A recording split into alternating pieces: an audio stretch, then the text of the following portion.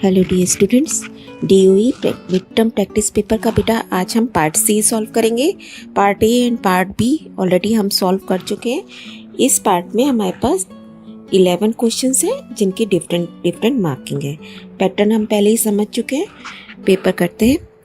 B-25 C32 को मिलाने वाली रेखा पर बिंदु M के निर्देशांक इस प्रकार ज्ञात कीजिए कि BM बिकम्स 2CM। एक लाइन आपके पास है BC, उसके बीच में एक M पॉइंट इस तरीके से है कि BM जो है बेटा CM का दुगना है, यानी कि CM अगर एक है तो ये दो पार्ट है ना। ये अगर दो है तो ये इसका दुगना 4 है। BM is equal to 2CM। इस तरीके से आपने लाइन ड्रॉ कर ली। अब आप इस पॉइंट को क्या मान लेंगे, XY। रेशो कितना दिया हुआ है, 2:1, क्योंकि ये डबल है, ये 1 पार्ट है। पॉइंट B और C आपको पता ही है।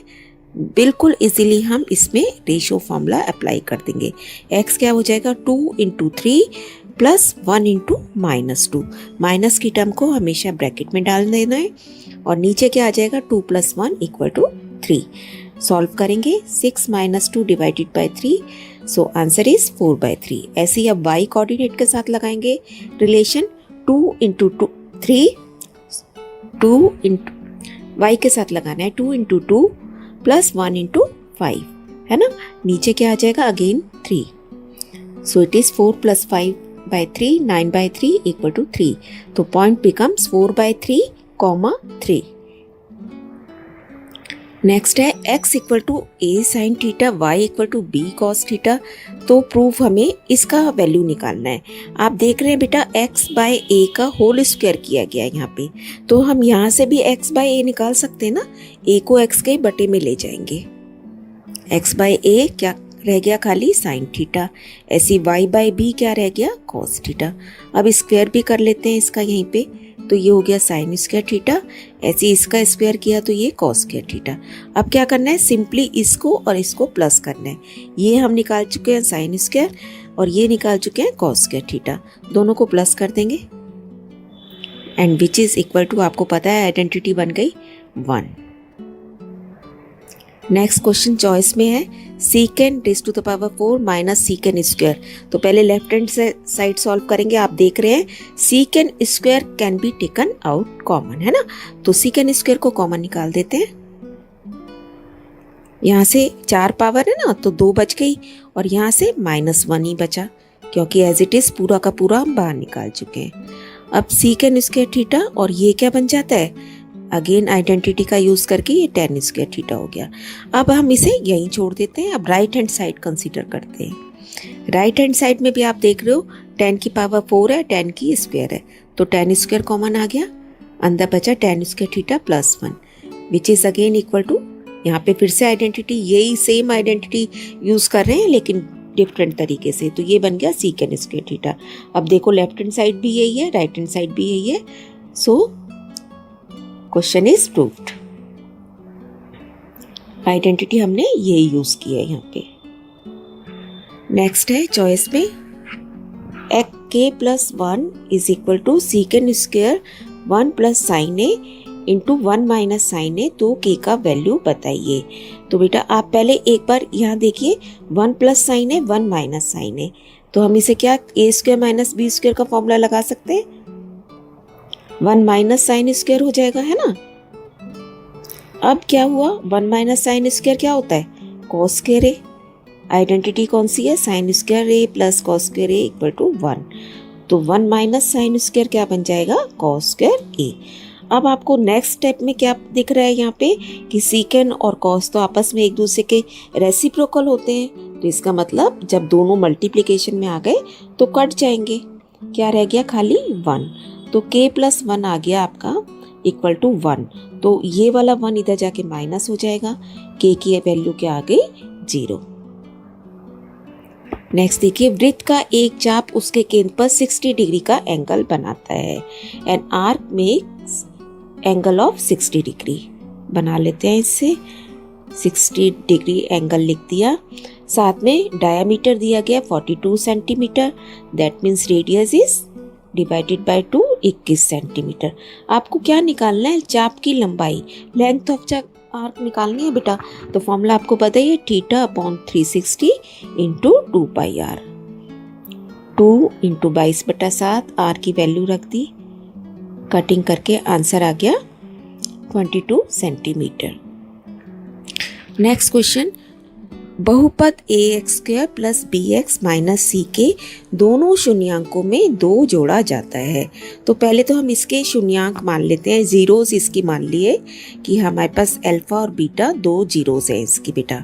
अब क्या किया इसने, इन दोनों में 2 जोड़ा, यानी कि अल्फा में भी 2 जोड़ दिया, बीटा में भी 2 जोड़ दिया, तो नए जीरोस क्या बन गए, alpha plus 2 and beta plus 2। अब वो कहता है ये ऐसा करने पर आपको नया पॉलिनोमियल ये मिलता है x² प्लस 4x माइनस 5। अब हमारे हिसाब से इस पॉलिनोमियल के शून्यांकों का योग कितना बनेगा बेटा, आपको फॉर्मूला पता है, घटा b बटा a, और जबकि हमने क्या माने हैं, अल्फा प्लस 2 बीटा प्लस 2, तो ये दोनों को प्लस करेंगे तो घटा b की वैल्यू क्या है यहाँ पे, घटा 4, और a कितना है 1, तो ये दोनों को जोड़ के घटा 4 के बराबर है। इसको सॉल्व करेंगे, alpha plus beta plus 4 equal to -4, यानी कि अल्फा प्लस बीटा किसके बराबर हो गया, ये 4 भी इधर जाके घटा हो गया, तो अल्फा प्लस बीटा आपका घटा 8 आ गया। ठीक है, यहाँ तक क्लियर है। अब हम इसी पॉलिनोमियल के थ्रू शून्यांकों का गुणनफल का फॉर्मूला लगाएंगे, प्रोडक्ट ऑफ जीरोस, वो क्या होता है c बाय a। अब इसका c कितना है, घटा 5, a तो फिर से 1 है, तो यानी कि शून्यांकों को अगर इन दोनों शून्यांकों को गुणा कर दिया जाए, नए पॉलिनोमियल की बात हो रही है ना, तो इनके दोनों जीरोस को अगर हम गुणा कर दें तो मेरे पास घटा 5 आएगा। अब बेटा इस ब्रैकेट को ओपन करेंगे, alpha beta plus 2 alpha plus 2 beta plus 2 into 2 4 equal to -5। अब देखिए इन दोनों में से 2 कॉमन निकाल सकते हैं, 2 अल्फा प्लस बीटा ब्रैकेट में हो गया, कॉमन निकालेंगे तो आप बाकी टर्म को ब्रैकेट में डालेंगे ना। तो अब देखिए यहाँ पे क्या करेंगे, नेक्स्ट स्टेप में अल्फा प्लस बीटा हम यहाँ निकाल चुके थे -8, तो इस ब्रैकेट में हम रख देंगे -8, और ये +4, ये -5 इधर आके प्लस हो गया, ये क्या बन गया, alpha beta -16 plus 9 equal to 0, यानी कि अल्फा बीटा कितना आ गया, -7, जो कि इधर जाके +7 हो गया। अब हमें पॉलिनोमियल बनाना आता है, क्योंकि मुझे जीरो भी, इनका सम भी पता चल गया जीरोस का, और प्रोडक्ट भी पता चल गया है ना, शून्यांकों का योग भी पता चल गया, घटा 8 है, और गुणनफल भी 7 है। फॉर्मूला यूज करेंगे, x² minus sum into x plus product, और वैल्यूज रख देंगे हम अपनी। तो ये तो हमारा पॉलिनोमियल हो गया, जो कि इसने क्या कहा था, ax² plus bx minus c है, तो b कितना बन गया बेटा, जो कि यहाँ 8 है, तो यहाँ पे 8 लिख दिया। c के साथ इसने माइनस का साइन लगा रखा है, जबकि हमारा प्लस आ रहा है, तो हम c के साथ माइनस का साइन लगाएंगे, आंसर हमारा ये बन गया। नेक्स्ट चॉइस में है शून्यांकों के वर्गों का योग बताइए। तो ये उसके कंपैरेटिव थोड़ा इजी क्वेश्चन है बेटा, आपको क्वेश्चंस को ध्यान से समझना है और फिर ढंग से चॉइस करनी है कि कौन सा क्वेश्चन हम इजीली और बिना गलती के कर सकते हैं। तो इसके पहले आपको शून्यांक निकालने हैं और फिर उसका स्क्वायर करना है, टोटल कर देना है। शून्यांक निकालने आते हैं आपको, मध्य पद को तोड़ेंगे, ए बी सी आपने ध्यान से लिख लिए, फिर ए सी आना चाहिए गुणा करने पर, हमारे पास आ गया घटा 6। अब घटा 6 के 2 टुकड़े करने हैं जिससे कि 5 मिले जमा या घटा करने पे, तो आपने बना लिए फैक्टर 6 और घटा 1, क्योंकि बड़ी टर्म के साथ हमेशा बी का साइन रहेगा।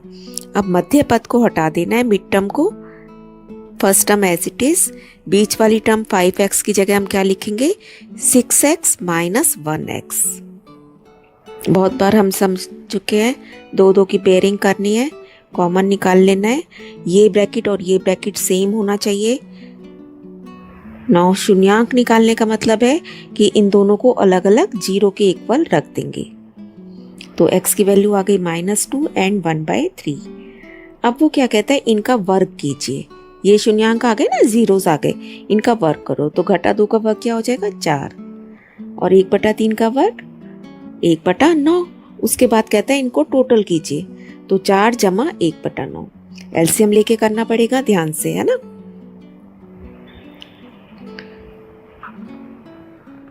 नेक्स्ट क्वेश्चन है 33rd क्वेश्चन। टिग्नोमेट्री से एक 75 मीटर ऊंची चट्टान के दोनों ओर खड़े दो व्यक्ति देखते हैं कि चट्टान के शिखर का उन्नयन कोण 30 एंड 60 डिग्री है। एक हम चट्टान बना लेते हैं, इसके दोनों ओर दो खड़े हैं जेंट्स, है ना मैन।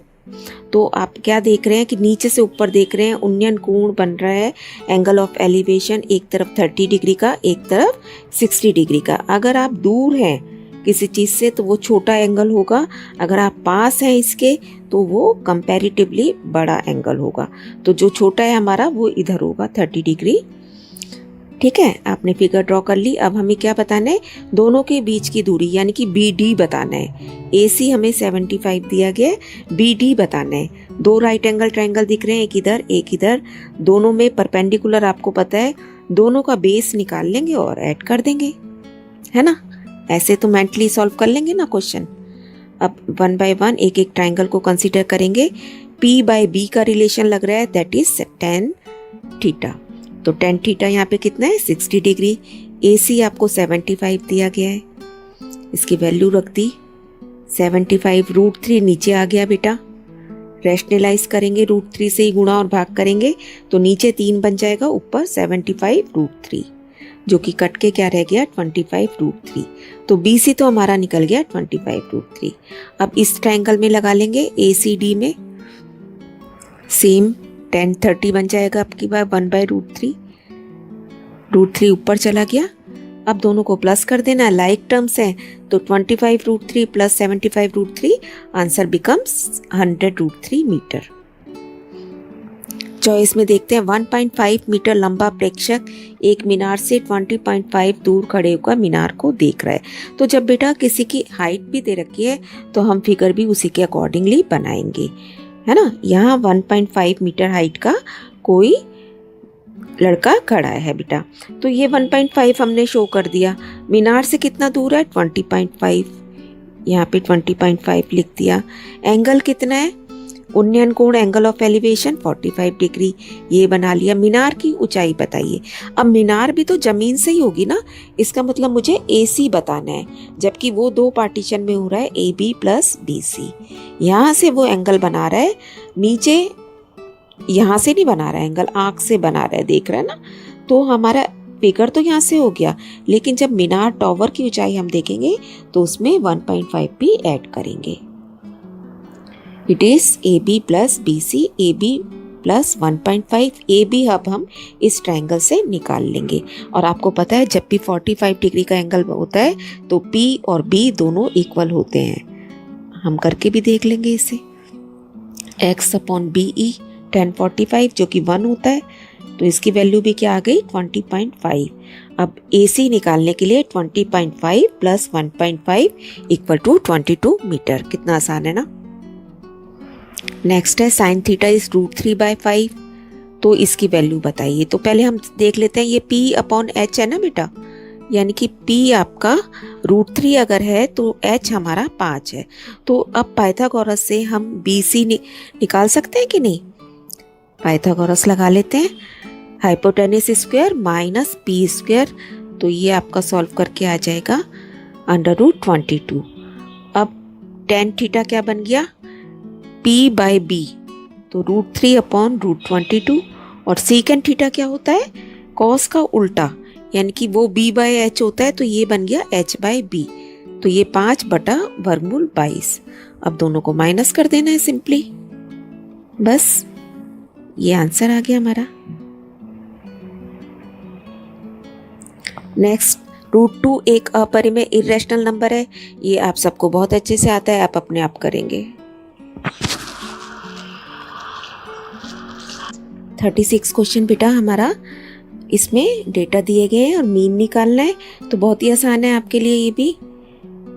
x निकालेंगे पहले, फिर fx निकालेंगे, और प्रॉपर आप अपने तरीके से करके इसे वर्टिकली करना है आपने। इस क्वेश्चन को फॉर्मूला लगाएंगे σfx डिवाइडेड बाय σf, जो कि आंसर आ जाएगा 152.8।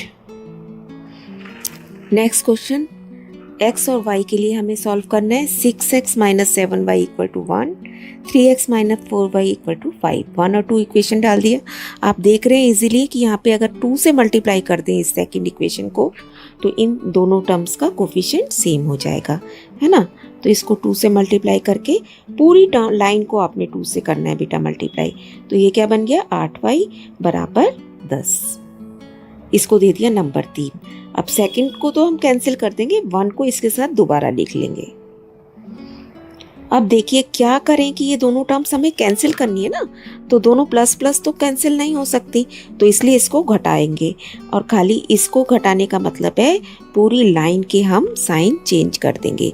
जहाँ जमा है वो घटा हो जाएगा, जमा था घटा हो गया, ये घटा है तो ये जमा बन जाएगा और ये जमा है तो ये भी घटा बन जाएगा। अब जो नए साइन आपने लगाए हैं वही आप कंसिडर करोगे। तो ये क्या बन गया, घटा y जमा 7y, है ना। तो ये बन गया घटा y खाली, और 10 में से 1 घटाना है यानी कि 9 रह गया। तो y का आंसर आ गया घटा 9। अब y की वैल्यू हम इक्वेशन 1 में रख देंगे क्योंकि घटा में आ रही है, तो आप ब्रैकेट में डालेंगे 63 equal to 1, 6x equal to minus 63 और x आ गया बेटा आपका minus 62/6 that is equal to minus 31/3। और आंसर को इस तरीके से हाईलाइट करके लिख देंगे।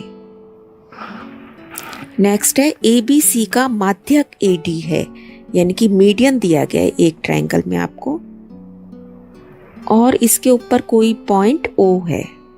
O पॉइंट बना लिया इस तरीके से कि BO और CO ये पॉइंट O है और E और F पर मिलते हैं। यहाँ पे E है, यहाँ पे F है। अब हमें क्या करना है, AD को इसने आगे बढ़ाया इस तरीके से कि जितना OD है उतना ही DX है, ठीक है। हमें प्रूफ करना है कि FE अगर इस लाइन को ज्वाइन कर दिया जाए तो वो BC के पैरेलल होगी बेटा।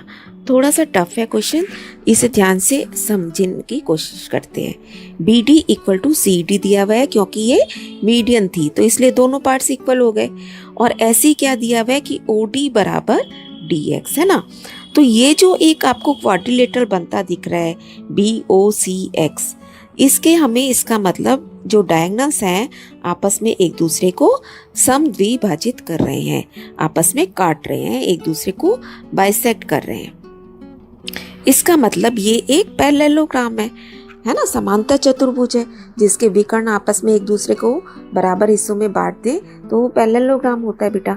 अब पैरेललोग्राम है तो इसका मतलब समांतर चतुर्भुज बेटा, इसका मतलब इसके आमने सामने की साइड्स आपस में समांतर हैं। तो हम यही लिख लेंगे कि BO का मतलब है OE, BO को ही आगे बढ़ाया जा रहा है ना, तो BO अगर हम लिखते हैं दैट मीन्स BE समांतर है CX के, और इसी तरीके से CO जो कि CF है वो समांतर है COBX के। ये लाइन इसके पैरेलल और ये वाली लाइन इसके पैरेलल, ठीक है, यहाँ तक क्लियर है। अब देखेंगे in triangle ABX, in triangle ABX जो OF लाइन है वो अभी हमने बोला कि BX के समांतर है। ये पूरी लाइन इसके पैरेलल है ना, इसका मतलब इतना टुकड़ा भी अगर आप देखोगे तो वो भी इसके समांतर है ना। अब अगर थेल्स थ्योरम हम अप्लाई करेंगे, इसका मतलब अगर एक लाइन तीसरी लाइन के पैरेलल होती है तो इधर का रेशियो बराबर होता है इधर के रेशियो के, दैट मीन्स AF बटा FB बराबर है AO बटा OX, वो हमने यहाँ लिख लिया। ऐसे अब हम इस तरफ भी आ जाएंगे। देखो यहाँ तक कर लिया ना बेटे। अब हम इस ट्रायंगल को कंसीडर करेंगे ACX में भी ये जो OE लाइन है वो CX के पैरेलल है। अगेन थेल्स थ्योरम का यूज करके AE बटा EC is equal to AO बटा OX, ये हमने लिख दिया।